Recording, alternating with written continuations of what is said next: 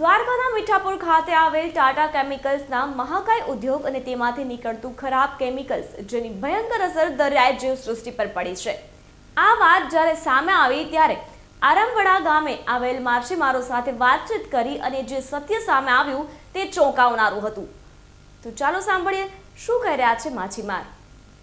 અમને તકલીફ સાહેબ એ છે કે અમે જે માછીમારી કરી છે ને એ ટાટા કેમિકલ્સનો કેમિકલના હિસાબે અમારું બધું માછીમારી બધું બંધ થઈ ગયું છે। બેરોજગાર બેઠા છે। ઓખા, આરંભડા અને બેટ એ ત્રણે અત્યારે ભૂખે મરવાનો વારો આવી ગયો છે સાહેબ। અમારો રોજીરોટી સાવ બંધ થઈ ગઈ છે।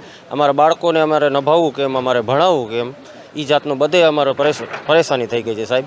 હવે એના કરતી છે ને ટાટા કેમિકલ્સ જે ઝેરી કેમિકલ્સ જે પાણીવાળું નાખે છે એ તાત્કાલિક બંધ કરો સાહેબ, કેમ કે અમારી રોજીરોટી તો ચાલુ થાય। નાકામાં સાહેબ અમે ફિશરીઝ ઓફિસમાં આપેલું હતું અને પ્રાંત અધિકારીમાં આપેલું હતું। 7-8 જગ્યાએ અમારી અરજી કરેલી છે સાહેબ આ વસ્તુનો। સાહેબ એને લગભગ ઓછામાં ઓછો 1.5-2 મહિના થઈ ગયા છે, કોઈ જાતનો અમને કાંઈ જવાબ નથી આવ્યો।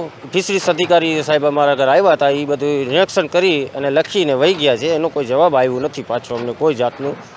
તો જે રીતે માછીમારે વાત કરી તે રીતે આમ તો દેવભૂમિ દ્વારકા જિલ્લાના દરિયાઈ વિસ્તારને પર્યટન સ્થળ તરીકે વિકસાવવામાં આવી રહ્યું છે, પણ ઓખાથી કચ્છના અખાતનો દરિયાઈ પટ્ટો માછીમારો માટે આજીવિકાનું સાધન ગણાય છે। પણ છેલ્લા ઘણા વર્ષોથી અહીં માછીમારી સમાપ્ત થઈ ગઈ છે, કારણ કે મીઠાપુર ખાતે આવેલ ટાટા કેમિકલ્સ કંપનીના વેસ્ટ કેમિકલનું મોટા પાયે નિકાલ આ દરિયામાં કરવામાં આવે છે, જેના પરિણામે મીઠાપુર, આરંભડા, પાડલી, પોસરીતા, શામળાસર, ખતુબા અને બેટ જેવા વિસ્તારોમાં ઝેરી કેમિકલની એટલી ગંભીર અસર થઈ છે કે સંપૂર્ણ દરિયાઈ જીવસૃષ્ટિનો વિનાશ થઈ ગયો છે।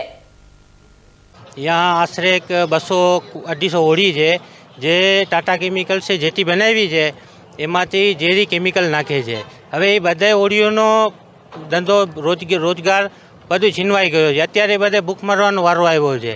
अत्यारे पाइपलाइन झेरी केमिकल नाखे छे एमां कोईनी रोजगारी छे ज नहीं। हवे एमां छोकराने केवी रीते भणावવું, केवी अमारे घरे लावવું, केवी रीते अमारे एनुं आकड़ुं घरनुं नियंत्रण करवुं, એ બધું અમે ભૂખ મરવાનો વારો આવ્યો છે। એટલે સરકારશ્રીને અમારી અપીલ છે એ તાત્કાલિક ધોરણે ટાટા કેમિકલ જે મોટા પાઇપલાઇનો નાખ્યા છે એમાં ઝેરી કેમિકલ બંધ કરે। એ પછી હું આખી સિક્યુરિટી રાખીએ છીએ, ત્યાં કોઈને અવર જવર જવા દેતા નથી કે કોઈ એમાં કોઈને ખબર પડે કે અહીંયા શું કામ થાય છે। એ આખું પેકને પેક એરિયો રાખીને અંડરગ્રાઉન્ડની લોકો કામ કરે છે, કોઈને કાંઈ છે આ બંધ કરતા છે નહીં। ટાટા કેમિકલ્સ દ્વારા ખરાબો દરિયામાં ઠાલવવામાં આવતા હોવાના દ્રશ્યો જોઈ અમે ચોંકી ઉઠ્યા, કેમ કે અહીં 6 થી 7 ફૂટ સુધી પાણીમાં માત્ર કેમિકલ્સના થર જામેલા જ જોવા મળી રહ્યા છે અને દરિયાઈ પાણી પર કેમિકલ્સની અસર દેખાઈ રહી છે, જેના કારણે આ વિસ્તારમાં પક્ષીઓ માટે પિયર ગણાતું તે વિસ્તાર આજે સુમસામ બની ગયો છે અને દરિયાઈ જીવસૃષ્ટિ પતન થઈ ગઈ છે।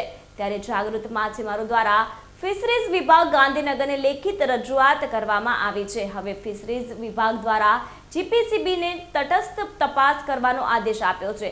ત્યારે હવે જોવાનું એ રહ્યું કે જીપીસીબી દ્વારા ટાટા કેમિકલ્સ સામે કોઈ નક્કર પગલાં ભરવામાં આવશે કે પછી ખાલી ફોર્માલિટી કરી પર્યાવરણ સાથે ખિલવાડ ચાલુ જ રહેશે।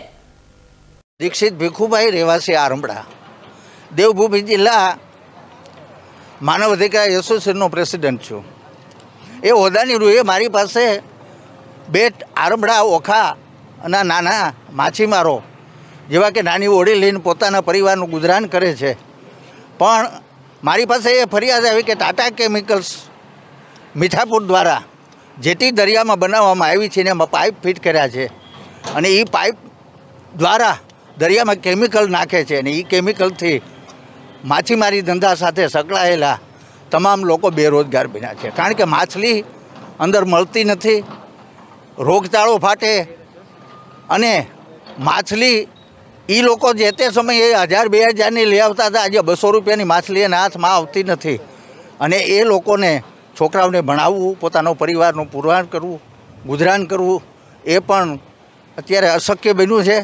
તો સરકારશ્રીને મારી વિનંતી છે કે આ બાબત અનેક જગ્યાએ એ લોકો એ અરજી કરી છે, પણ આ મીડિયાના માધ્યમથી સરકાર ધ્યાન આપે અને તાત્કાલિક ધોરણે કેમિકલ નાખવાનું બંધ કરે એવી અમારી વિનંતી છે।